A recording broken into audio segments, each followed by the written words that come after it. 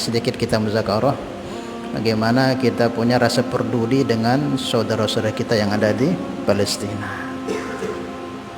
Dan insyaallah nanti habis ini kita ada istighosah di di musalla musalla Al-Haddad, nama Habib itu. Nah, kita niatkan juga nanti untuk kita doakan saudara-saudara kita yang ada di Palestina. Jamaah makan Allah Subhanahu wa taala, niki termasuk nikmat yang amat besar yang Allah berikan kepada kita niki. Selepas itu tabang pada nikmat iman, nikmat Islam, nikmat berupa harta, nikmat berupa kemudahan-kemudahan, termasuk nikmat yang amat besar yang Allah berikan kepada kita, yaitu nikmat yang berupa keamanan. Nikmat berupa keamanan, nikmat yang sangat besar. Adanya keamanan inilah sebabnya kita bisa mengerjakan aktivitas kita dengan enak, dengan tanpa hambatan. Entah yang kaitan dengan agama kita, ibadah-ibadah kita enak kita kerjakan, atau yang kaitan tentang keduniaan kita cari rezeki juga enak. Kenapa bisa enak? Karena negeri kita ini aman. Ini yang perlu kita syukuri. Ada seorang bertanya kepada seorang syekh mengenai bagaimana besarnya nikmat aman. Ya syekh, mana lebih besar kita oleh Allah Subhanahu wa taala diberi nikmat keamanan, atau kita diberi nikmat yang berupa harta benda, katanya. Maka syekhnya katakan nikmat yang paling besar dari segala nikmat selepas iman, ibadah, yaitu nikmat keamanan, kata beliau. Sekarang ini kita bisa rasakan enaknya usaha, enaknya ibadah karena rasa aman, adanya aman di negeri kita ini. Walaupun seumpama kita punya harta banyak, kedudukan tinggi, rumah mewah, sehat badan kita, tapi tempat kita ini berada di tempat yang tidak aman. Enak enggak rasanya? Walaupun kita sakit-sakitan, misalnya sakit-sakitan, serba kekurangan, tapi tempat kita ini berada di tempat aman, jauh lebih enak, lebih bagus ketimbang kita sehat, terus kita banyak harta, tapi kita berada di tempat yang tidak aman. Terus ada keributan, terus mana yang lebih nikmat, lebih bagus? Lebih baik sakit. Kalau sakit bisa sembuh. Kekurangan harta ya bisa kita cukup dengan makan, tapi kalau tidak aman tempat kita ini, tidak akan tenang sudah. Mau tidur tidak enak, mau kemana-mana tidak enak, diliputi terus hati kita dengan rasa ketakutan. Maka nikmat aman yang ada di tempat kita, di negeri kita, di kampung kita jaga benar-benar.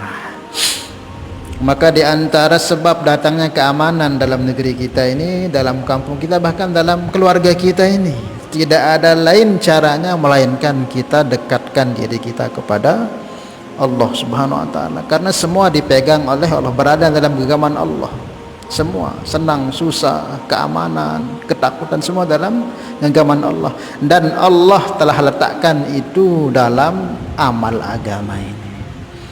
Maka Allah firmankan dalam Al-Quran, wa'adallahu alladhina amanu minkum wa amilus salihat la yastakhlifannahum fil ardi kama istakhlafal ladzina min qablikum wa lanumakkinanna lahum dinahum alladzi irtada wa lanubaddilannahum min ba'di khaufihim amna, kata Allah.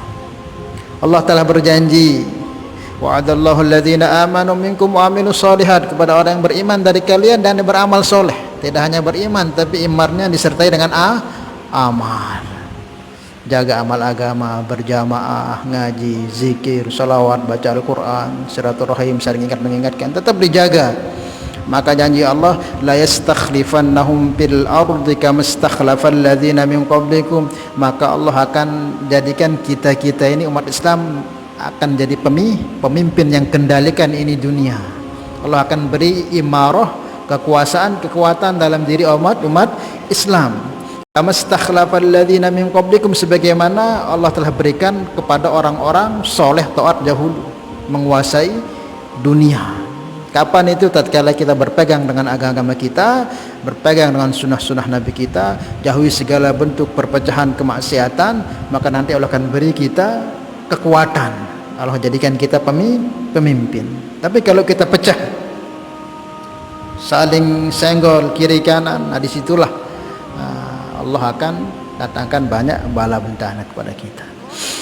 Tidak hanya itu, Allah katakan wala numakkinannahum, Allah akan berikan kepada kita dinahumul ladzi irtada, agama ini menjadi sebab datangnya banyak kebaikan. Allah ridhoi agama kita ini, maknanya Allah akan datangkan banyak sekali kebaikan barokah dengan sebab agama kita ini. Wala nubaddilannahum min ba'di khaufihim amna, dan Allah akan ganti rasa takut kita, khawatir kita, diganti oleh Allah dengan keamanan. Rasa aman datang. Kapan itu? Tatkala kita hanya takut kita kepada Allah, kemudian rasa keimanan, ketakutan kita kepada Allah dengan kita jalani segala bentuk ketaatan dan tinggalkan segala bentuk kemaksiatan, Allah akan jadikan kita pemimpin di dunia ini. Umat Islam akan dijadikan pemimpin. Orang-orang kafir akan takut kepada umat Islam. Tatkala umat Islam hanya takutnya sudah kepada Allah, man khafallah khafahu kulli syai', siapa yang hanya takutnya kepada Allah, nanti semua akan takut sama dia, itu segan dengan dia. Sekarang kita ini orang kafir enggak takut dengan kita karena kita kurang takut kita kepada Allah, sehingga dengan siapa saja takut. Bahkan ada laki-laki takut sama istrinya. Itu masalahnya apa? Kenapa kita serba takut? Ini terjadi takut karena kurang rasa takut kita kepada Allah. Maka tidak ada cara lain untuk mendatangkan, menjaga keamanan di kampung kita, dalam keluarga kita, dalam negara kita, melainkan kita jalankan ketaatan kepada Allah disertai dengan mengamalkan seluruh perintah Allah dan menjauhi larangan-larangan Allah.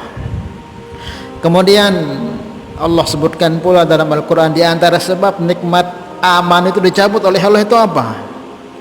Allah sebutkan dalam Al-Quran, daraballahu mathalan qaryatan aminatan mutmainnatan ya'tiha rizquha min kulli makan fakafarat bi'an'umillah fa'adzaqaha Allahu libasal ju'i wal khawfi bima kanu yasna'un. Ini ayat ini menjelaskan tentang tatkala sudah kita kupuri, ingkari daripada nikmat-nikmat yang Allah berikan kepada kita, sudah kita tidak mau mentaati Allah, mulai kurang rasa takut kita kepada Allah Subhanahu wa taala, maka dicabut itu nikmat. Daraballahu mathalan qaryatan kanat aminatan mutmainnatan. Allah telah buat permisalan dengan satu kampung yang Allah berikan keamanan, tidak hanya aman, mutmainnatan, aman dan tentram. Bukan sekedar aman tapi ketentraman. Nikmat hidup di tempat tersebut, tidak ada rasa takut sedikit pun. Nikmat yang ada, kabar gembira saja datang. Aminatan mutmainnatan, aman dan tentram. Tidak hanya itu, apa kata Allah? Ya'tiha rizquha min kulli makan, berdatangan rezeki itu dari segala penjuru, mudah datang rezeki. Dari bumi, dari langit, dari laut, dari sawah, dari kebun, itu rezeki itu mudah datang dari segala segi. Allah datangkan ya'tiha rizquha min kulli makan. Tatkala kita beramal, takut kepada Allah, amalkan agama dengan benar-benar, Allah akan berikan kita mutmainnatan, aminatan, mutmainnatan, ya'tiha rizquha min kulli makan, mudah datang keberkahan rezeki.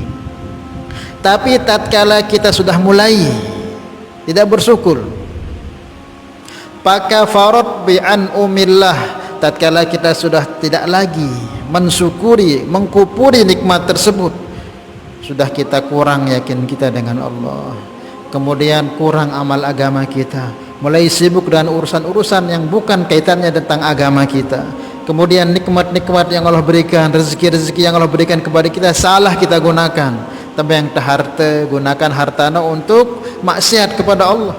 Yang justru harta itu kita gunakan untuk membantu perjuangan agama Allah, untuk dekat dengan Allah, malah itu harta kita gunakan untuk maksiat kepada Allah. Kita gunakan dengan hal-hal yang mendatangkan kemurkaan Allah.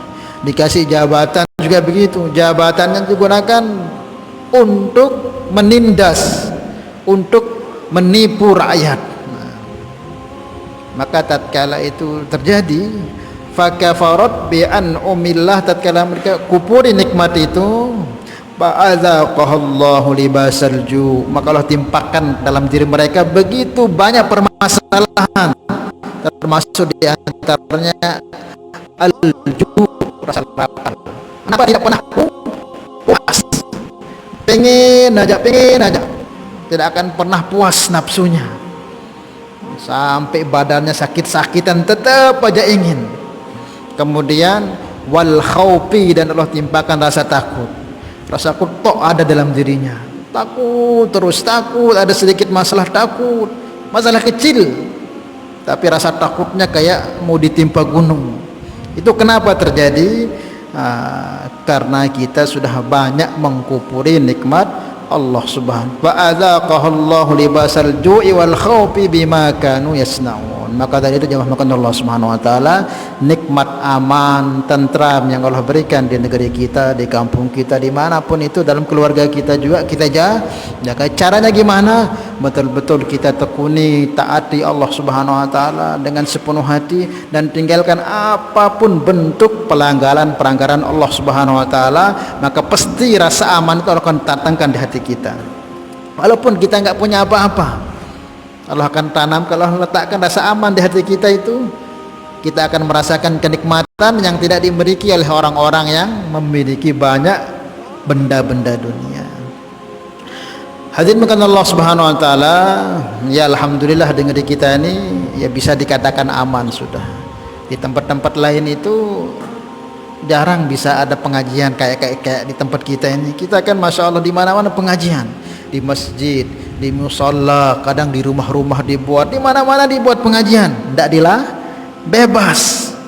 Tapi di tempat-tempat lain nggak bisa. Di Malaysia itu harus izin dulu. Buat pengajian itu harus izin. Apalagi di Timur Tengah sana, oh nggak bisa kita. Kalau kita ini kan tanpa izin apa-apa, yang penting takmir siap ngaji sudah bisa, sudah dibuka di masjid, di musalla, di lapangan, di mana boleh. Tapi di tempat-tempat lain nggak bisa, harus ada izin ketat. Maka kita jaga betul nikmat aman yang Allah berikan dalam negeri kita ini, dengan kita syukur kepada Allah, gunakan fasilitas yang ada dalam ketaatan kepada Allah. Cuman hadirin Allah subhanahu wa ta'ala, yang menjadi kesedihan kita, yang menjadi kerisauan kita sampai saat ini belum selesai, yaitu hal yang dirasakan oleh saudara-saudara kita sekarang yang ada di belahan dunia sana, yaitu di negeri Yerusalem atau negeri Palestina. Ini sudah hampir 50 hari, sudah 46 harian sekarang ini, masih keadaannya tetap bahkan lebih parah. Kematian kurang lebih sekarang sudah mencapai 15.000, bukan 1.000, 15.000 syahid. Itu yang syahid, belum yang luka-luka. Rumah sudah nggak ada yang utuh, hancur semua. Ratusan lebih masjid hancur. Rumah sakit hampir 20 rumah sakit besar-besar hancur. Kalau rumah penduduk sudah rata sudah. Jadi mereka ini nggak ada tempat tinggal. Ada tempat tinggalnya hanya di pengungsian saja, di kemah-kemah saja. Sudah nggak ada tempat. Makanan, minuman, listrik, air bersih sudah jarang ditemukan. Inilah keadaan saudara-saudara kita. Maka kita yang diberikan oleh Allah rasa aman, bagaimana juga kita pikirkan bagaimana nikmat yang Allah berikan kepada kita juga diberikan kepada saudara-saudara kita yang di sana. Dan ini merupakan tuntutan keimanan dalam diri kita ini. Maka ulama katakan, kenapa kita perlu peduli terhadap saudara-saudara kita yang di Palestina itu? Minimal ada 3 kata ulama. Pertama, karena di sana itu ada satu tempat berarti Subhanalladzi asra bi'abdihi minal masjidil haram ilal masjidil aqsa alladzi barakna hawlahu linuriyahu min ayatina innahu was-sami'ul basir. Di sana itu ada Masjid Al-Aqsa, Baitul Maqdis, Masjid Al-Aqsa, kiblat pertamanya umat muslim. Kalau Ka'bah ini kan kita aja, umat Nabi Muhammad saja yang menghadap Ka'bah. Bahkan ada sebagian umat Nabi itu sempat kiblatnya itu menghadap Baitul Maqdis.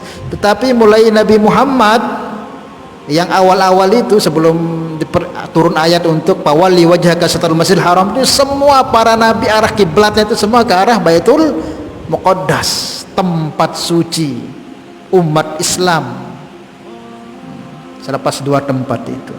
Nah karena itulah kita ini peduli. Baitul Maqdis itu rumah Allah. Jadi kalau sudah rumah Allah itu berarti kepunyaan siapa? Apakah orang Palestina aja? Kepunyaan siapa? Semua yang merasa dirinya muslim berhak membela kalau itu masjid, itu rumah Allah dinodai. Itu kepunyaan semua kaum muslimin, kan itu rumah Allah, bukan punya orang Palestina saja, tapi semua siapa yang merasa muslim wajib dia membela rumah-rumah Allah Subhanahu wa ta'ala. Apalagi Masjidil Aqsa itu kiblat pertamanya umat Islam, tempat mi'rajnya Rasulullah, tempat di sana Dajjal dibunuh, tempat di sana Imam Mahdi diturunkan,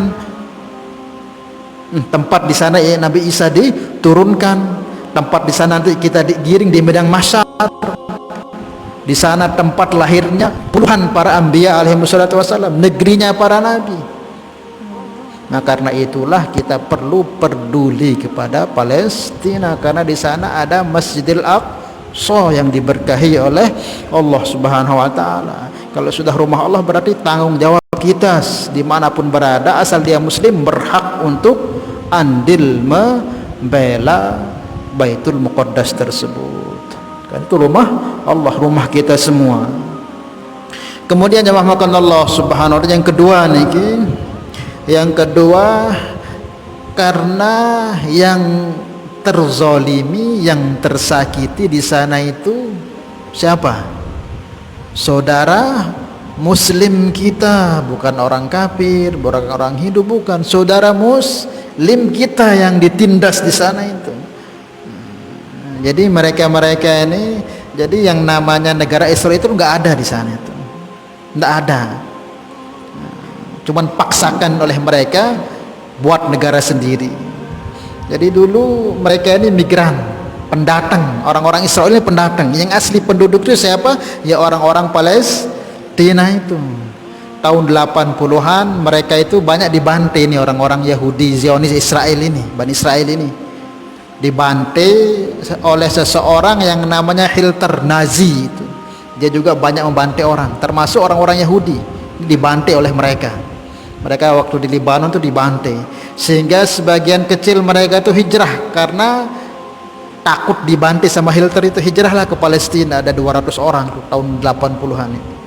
Nah sama orang Palestina diterima dengan bagus, disambut, diterima oleh orang Palestina, orang-orang Israel yang hijrah ke Palestina ini, yang 200-an itu kurang lebihnya. Diambil mereka, dikasih makanan, dikasih tempat tinggal, dibuatkan rumah mereka, diikram, sudah dimuliakan, dikasih tempat. Tapi lambat laun, tahun berganti tahun, makin banyak beranak pinak mereka. Benar mereka panggil teman-teman Israel mereka yang di luar Palestina itu tinggal di sana, sudah mulai ambil tempat, buat tempat sendiri, perkampungan sendiri, terus akhirnya buat negeri sendiri. Hampir yang sekarang ini sudah sebagian besar dikuasai tanah Palestina oleh orang-orang Israel. Namanya kurang ajar enggak? Sekarang ini sudah buat negara sendiri mereka itu. Bahkan mereka ingin usir orang-orang Palestina keluar dari Palestina, penduduk asli oleh mereka itu. Bagaimana biadab mereka itu? Mereka ingin pokoknya tidak ada lagi yang namanya Palestina, semua itu menjadi negeri Israel. Padahal mereka pendatang, dimuliakan, diikram dulu datangnya. Tapi mereka banyak sekarang, mereka punya tentara, marah penduduk asli di sana mereka singkirkan. Kurang ajar mereka. Sampai sekarang ini Masya Allah mereka usaha untuk mengeluarkan orang-orang Palestina, sampai dikatakan pernah Amerika ini bapaknya orang Palestina, ini orang Israel ini, bapak angkatnya Amerika ini. Jadi kuatnya orang Israel karena ada Amerika, dia yang sokong, dia yang bantu senjata dan sebagainya. Kalau Israel ini mudah saja sebenarnya dikalahkan dia, cuman karena banyak yang bantu, terutama Amerika. Amerika pernah mengatakan, ini supaya kita mengertilah sejarah Palestina ini. Amerika mengatakan, wahai orang-orang Palestina, kalau kamu mau tinggalkan kampungmu, negerimu ini, pindah ke Mesir, kami akan buatkan kamu, carikan kamu lahan yang luasnya 3 kali lebih luas daripada tempatmu ini, dan kami akan bangunkan bangunan yang megah-megah, indah-indah, perih tanpa susah payah, tinggal kamu pindah tinggal di sana. Kalau nggak mau di Mesir, akan dibuatkan di Lebanon, terserah kamu pilih yang mana. Akan dibuatkan tempat yang lebih luas dari tempat tinggal mereka itu, di negeri mereka itu. Bahkan dibuatkan bangunan-bangunan yang indah, perih tanpa mereka susah payah, terus tinggal di sana. Apa kata mereka? Tidak mau, kami nggak mau. Ini kampung kami, negeri kami, tanah leluhur kami, mana mau kami tinggalkan. Kami siap mati ketimbang kami tinggalkan. Dan yang paling berat bagi mereka tinggalkan, karena di sana ada Masjidil Aqsa itu. Kami siap mati, perang sudah, ketimbang kamu mau usir kami dari tempat kami. Nah, seperti itu. Dan sampai sekarang ini belum selesai permasalahan. Maka jangan pernah percaya dengan orang-orang Bani Israel, jangan pernah percaya.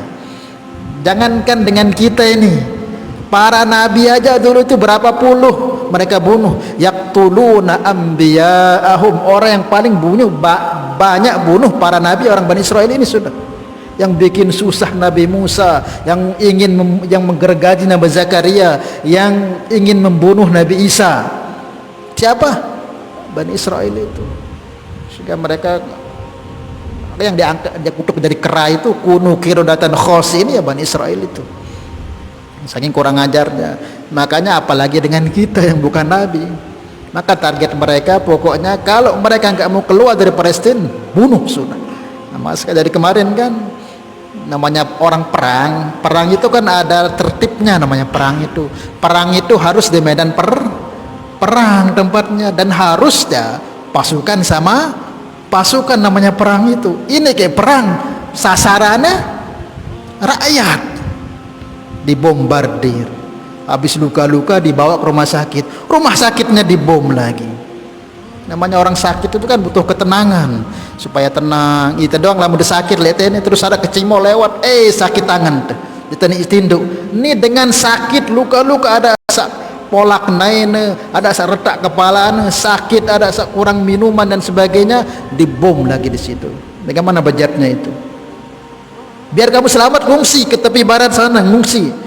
Mereka berangkat ngungsi, sampai sana malah dibom lagi. Kan jangan pernah percaya sama mereka itu. Orang-orang kayak kita, nabi saja mereka akal-akali mereka bunuh, apalagi kita. Jangan pernah percaya dengan yang namanya Bani Israel Zionis ini. Target mereka pokoknya tidak boleh ada di negeri Palestina kecuali orang-orang Israel. Maka alhamdulillah, maka Allah Subhanahu wa taala masih ada teman-teman kita, pejuang-pejuang kita doakan supaya Allah Subhanahu wa taala bantu. Nah, yang dizolimi di sana itu saudara muslim kita. Mereka diambil haknya, dibunuh anak-anaknya, perempuan-perempuannya, orang tua tidak dihormati, rumah-rumah berapa dihancurkan, masjid, rumah sakit, sekolahan, bahkan ada beberapa gereja juga ikut dihancurkan. Nah, maka kita sebagai muslim harus peduli perkara ini, karena yang disakiti zalim itu saudara muslim yang Nabi sabdakan, wal mu'minun kal bunyan yashuddu ba'duhu ba'da. Muslim itu ibarat satu bangunan yang saling menguatkan satu sama lainnya, ibarat satu jasad kata para ulama. Namanya jasad ini kan, kalau kita sakit gigi nih ibu-ibu, otomatis semua tidak enak sudah. Makan kita tidak akan enak, walaupun lauknya enak-enak, sate, gulai, tapi gigi sakit tidak akan terasa enak. Tidur pun tidak akan terasa enak. Diajak ngomong tidak enak.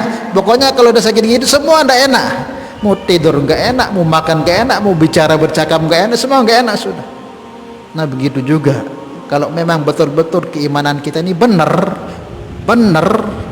lurus, ibarat tadi jasad itu, tatkala kita melihat ada saudara muslim kita itu kok disakiti, dizalimi, dibantai sebagaimana jasad tadi itu, mesti kalau betul-betul ini iman kita, tidak akan enak kita makan ngelihat anak-anak kecil dibantai, dibom itu. Kalau betul iman kita ini akan enak kita makan, terbayang terus, tidak akan enak kita tidur, terbayang terus. Nah, ini kalau iman betul. Tapi kalau iman itu sudah tidak benar, ayah urusan-urusan dia, ada penting, itu bahaya itu iman seperti itu. Iman itu kebanyakan dikaitkan dengan bagaimana kita punya peduli dengan saudara muslim. Bukan dilihat dari ibadahnya saja, tapi yang paling inti itu bagaimana kepedulian kita kepada saudara muslim kita. Walaupun luwek tak ibadah, luwek tak sembahyang, luwek tak zikir, lagu dengan saudara muslim kita dia terpeduli, ditolak itu oleh Allah Subhanahu wa taala. Maka perlu kita peduli.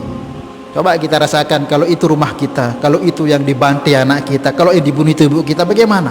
Tidak akan tenang hidup kita. Nah kita itu bersaudara dengan mereka walaupun beda tempatnya, beda kulitnya, beda bahasan, tapi dia muslim, dia bersyahadat, itulah dia diikat dengan kalimat itu juga saudara kita. Maka kita harus peduli. Jangan sampai kita dapat urusan-urusan ya di tempat kita aja belum aman kok ngurus-ngurus. Oh jangan ngomong seperti itu, bahaya. Nabi telah ancam, Nabi katakan siapa malam yahtamma bi amril mu'min falaisa minhum, siapa yang tidak peduli dengan keadaan orang muslim, dia bukan dari orang muslim, dia bukan muslim. Berarti muslim itu apa? Mesti peduli apapun yang terjadi dalam diri umat Islam, mesti peduli. Kalau orang Islam dapat nikmat dia senang, kalau Islam dapat ujian dia akan susah, sedih. Nah ini benar muslimnya. Nah orang kok nggak peduli dengan keadaan saudara muslimnya, dia acuh tak acuh, oh berarti dia akan bukan muslim. Dia muslim itu sifatnya berduli. Nah dalam hadis lain Nabi sabdakan palaisa minna, bukan termasuk golongan umatku, kata Nabi. Orang kok nggak peduli dengan saudara muslimnya sendiri, dia nggak sedih melihat keadaan umat Islam yang dalam keadaan ditindas, kalau dia nggak peduli, nggak ada risau, nggak ada sedih, oh bukan dari umatku dia itu. Takut kita nggak dikatakan, nggak diaku kelak pada hari kiamat sebagai umat Rasulullah. Paham ini ya? Maka kita harus peduli. Kemudian yang ketiga niki kata Allah, dan banyak sebenarnya, cukup 3 saja. Dan yang ketiga ini menunjukkan lurus tidaknya keimanan kita, subur tidaknya keimanan kita itu dilihat dari bagaimana peduli kita. Man ra'a minkum munkaran falyughayyirhu biyadihi fa illam yastati' fa bilisanihi fa billam yastati' fa biqalbihi wa dzalika adhaful iman. Siapa yang melihat kemungkaran, apakah ada kemungkaran yang lebih bejat, yang lebih dahsyat, yang lebih ngeri ketimbang kemungkaran yang dibuat oleh orang Israel itu? Sudah lebih daripada setan mereka itu, sudah lebih daripada binatang, sudah saking bejat mereka itu. Mereka membunuh, mereka mengusir. Tidak hanya mengusir, mereka menghancurkan rumah-rumah, rumah sakit, masjid, rumah-rumah Allah, apalagi sekolahan, anak-anak dibunuh. Semua kezaliman ada di sana, ada kemungkaran, semua ada yang dibuat oleh mereka itu. Maka siapa yang melihat kemungkaran seperti itu, falyughayyirhu biyadihi, hendaklah dia cegah dengan tangannya. Pergi ke sana, cegah, jihad di sana. Nah, kalau jihad kan mungkin nggak bisa kita. Di samping jauh tempatnya dan ada strukturnya juga, harus kita izin dulu dari pemerintahan kita baru boleh. Banyak sebenarnya orang yang mau jihad di sana itu, cuman tidak diizinkan, di stop di perbatasan. Banyak dari Turki, dari Yordan, dari Yaman, dari mana, ingin nunggu di gerbang perbatasan itu. Kalau sampai bisa dibuka, habis sudah, cuman nggak dibuka-buka sampai sekarang. Mereka ingin kok dibuka itu, kami yang melawan nanti. Mereka itu peduli sangat dengan keadaan saudara muslimnya. Nah kalau kita nggak mampu pergi di sana, pabi kolbi, pabi lisan, dengan lisan. Gimana dengan lisan? Kita bicarakan terus, biar orang banyak tahu, supaya banyak orang doakan teman-teman kita, supaya banyak orang peduli sumbang apa yang dia miliki. Ceritakan, bicarakan. HP yang punya HP share sebanyak-banyaknya. Jangan diam, jangan share, beritahukan supaya orang banyak tahu, banyak yang tahu, sehingga banyak yang risau, banyak yang peduli, banyak yang doakan. Itu maksudnya. Kemudian sudah, kalau dengan lisan juga susah, minimal risau dalam hati, fa biqalbi, sedih, ya Allah, enggak enak makan, enggak enak minum, enggak enak tidur ngelihat saudara kita itu sedih. Nah, ini yang paling rendah ini. Sedih kita dengan hati kita melihat itu, kadang nangis kita di hati itu ngelihat, ya Allah, orang tua ciuman yang sudah mati syahid, ada yang kepalanya mesti kok sedih, itu nangis tuh. Wa dzalika ad'aful iman, Noah paling lemahnya iman. Serius tenangis, sedih itu. No, lemah-lemahnya iman. Wa dzalika ad'aful iman, ini wah paling lemahnya iman. Nah, lamun dengan ngelihatnya no dia peduli, apalagi ini cuek. Aro ya urusan. Nah, ini enggak tahu keimanannya ini. Kemana keimanannya orang seperti itu? Nah, maka dari itu jamaah Allah Subhanahu wa taala, apa yang kita bisa mampu buat untuk saudara kita Palestina itu bantu. Tidak bisa kita ke sana dengan doa, dengan uang kalau kita punya uang, atau dengan kepandaian diplomasi kita sebarkan di sana, bicarakan supaya segera diselesaikan. Nah, itu cara kita. Paham insyaallah ya? Intinya kita harus peduli supaya nanti ketika kita ditanya di hadapan Allah, wahai hambaku, kamu lihat ribuan orang mati di Palestina, rumah-rumahku dibakar, apa pedulimu tentang itu? Kamu lihat dunia ini tuh gubris, aro urusan dia maka tetap pusing-pusingan, aro maka malah itu kesalahan dengan seberjuang letono sudah fitnahnya. Oh, ini bahaya. Apa hujah kita nanti di hadapan Allah Subhanahu wa taala? Maka minimal ya kita minimal risau dan doa bantu semampu kita, insyaallah ya. Nah, mudah-mudahan Allah berikan kepahaman kepada kita.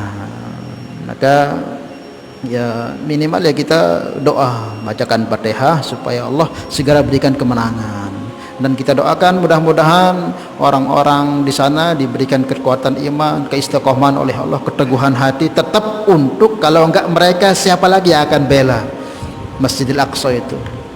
Mereka pahami, orang-orang Yahudi ini, Masjidil Aqsa itu di bawahnya itu ada kerajaan Nabi Sulaiman.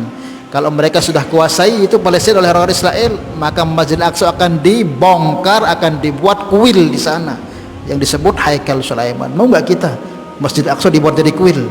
Itu kalau sudah orang Palestina nggak ada di sana, nggak ada lagi yang bela, habis sudah. Maka jangan kita mau dibodoh-bodohin, menjelekkan para pejuang yang ada di sana. Kita bela, kita doakan, insyaallah ya. Nah, ya, mudah-mudahan Allah Subhanahu wa taala berikan kemenangan kepada saudara kita di Palestina itu, keamanan kepada mereka, diselesaikan segala permasalahan mereka, para pejuangnya diistiqomahkan, dikuatkan oleh Allah dalam memperjuangkan agama, dan mudah-mudahan yang meninggal semua diberikan syahid oleh Allah Subhanahu wa taala, yang luka-luka segera disembuhkan oleh Allah Subhanahu wa taala, yang masih kocar-kacir keluarganya belum ketemu dengan anak istrinya yang masih hidup segera dipertemukan oleh Allah Subhanahu wa taala, dan mudah-mudahan segera diberi bantuan supaya rumah-rumah mereka cepat dibangun oleh Allah kembali dan diberikan kemenangan. Dan khusus untuk negeri kita juga, mudah-mudahan Allah jaga negeri kita ini, kampung kita ini dari segala bentuk fitnah, musibah, bala, bencana, diberikan oleh Allah pemimpin-pemimpin yang baik, yang mengayomi umat, yang membawa umat untuk taat kepada Allah Subhanahu wa taala. Ala hadhihi niyyah wa ala kulli niyatin salihah al-jami' lil khairi dunya wal akhirah, wa ila hadratin nabi sallallahu alaihi wasallam. Al-Fatihah. A'udzu billahi minasyaitonir rajim. Bismillahirrahmanirrahim. Alhamdulillahirabbil alamin. Arrahmanir rahim. Maliki yaumiddin. Iyyaka na'budu wa iyyaka nasta'in. Ihdinas siratal mustaqim. Shiratal ladzina an'amta 'alaihim ghairil maghdubi 'alaihim waladdallin. Bisa. Kita sama-sama baca salawat. Salatullah salamullah ala taha rasulillah. Salatullah salamullah ala Yasin habibillah.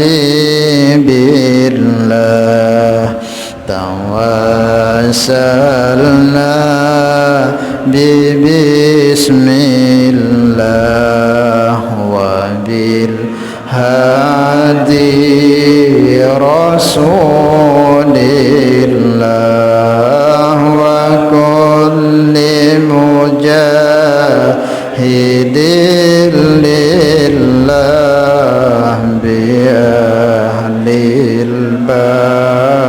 ya Allah. Subhanallah bihamdi, subhanallahumma bihamdika, asyhadu an la ilaha illa anta, astaghfiruka wa atubu ilaik. Assalamualaikum warahmatullahi wabarakatuh.